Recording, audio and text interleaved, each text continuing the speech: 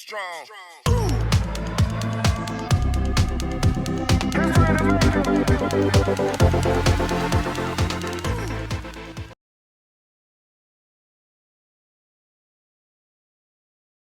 Sitting in a room with an ice cube on the table and it's 25 degrees in the room. You can raise the temperature 1 degree, nothing happens.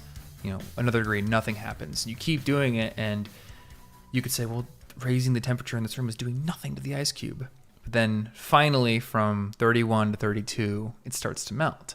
And it's just like, a tree building an extensive root network for a very long time before you finally see this little sprout come out of the ground. A lot of effort is required sometimes with no apparent results to get that first little bit of change. But then the growth can be explosive.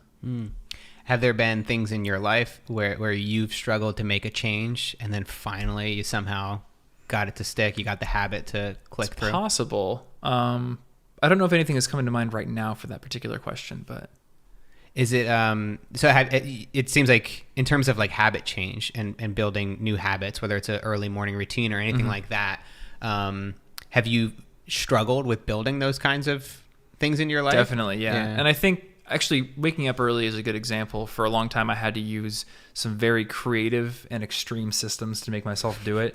And then I eventually just became able to do it. Well, that's interesting too, just about once you're able to make a habit stick, like going to the gym consistently, it's much easier to bring it back up. Because life always gets in the way. You're going to get sick. You're going to travel. You're going to just, for whatever reason, get too busy at work and then you can't go to the gym. But then once you've been able to, say, build a consistent habit, a couple times, say for a year straight or 6 months straight, it's a lot easier, isn't it, to get back into it? Yeah, it's much easier because you've kind of already built that groove in your mind. So you just kind of have to get right back into it.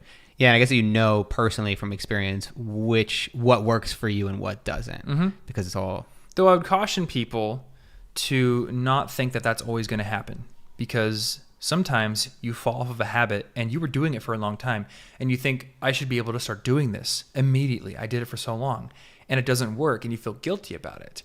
And then you may just fall off the horse and never try again. There's a book that I read a long time ago called The Motivation Hacker by a guy named Nick Winter. Really cool book, pretty short.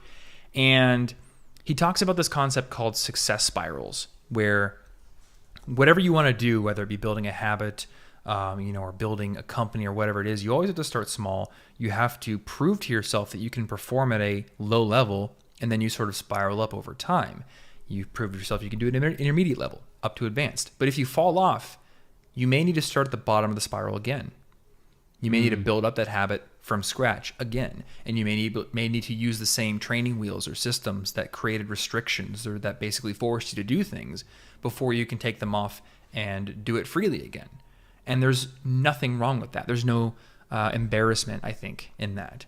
Sometimes you just have to put the training wheels back on the bike. Yeah, maybe. Yeah, it's sometimes we get a little bit too confident or cocky in ourselves and believing that we have somehow figured it out. Yeah. And then realizing, oh, wait, no. This actually is going to take more work than I thought. And you're often trying to be a person that you used to be, even though maybe you've gone through a hardship or you've had an injury or something, and you can't actually just jump right back to that level of performance. And that's okay.